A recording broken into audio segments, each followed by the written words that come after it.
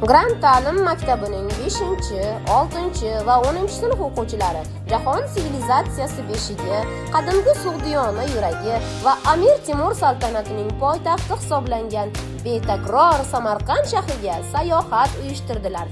Safar davomida o'quvchilarimiz ko'hna shahar muhitini his etib, tarixiy obidalar va diqqatga sazovor joylar bilan yaqindan tanishdilar. Ustozlar hamrohligida ular Samarqandning tarixiy ahamiyati, me'moriy merosi va ajdodlarimiz qoldirgan boy qadriyatlar haqida qimmatli ma'lumotlarga ega bo'ldilar.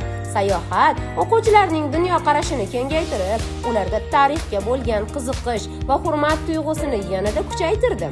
Har bir manzara, har bir kuzatuv ularga yangi bilim va unutilmas taassurotlar ulashdi. Bu safar o'quvchilarimiz uchun nafaqat maroqli kun, balki tajriba bo'lib, ularda yurtimiz tarixi, madaniyati va merosiga nisbatan yanada chuqur his-tuyg'ular uyg'otdi. Grant ta'lim maktabi jamoasi esa bunday ma'rifiy safarlar o'quvchilarning bilim va tarbiyasini boyitishiga ishonadi.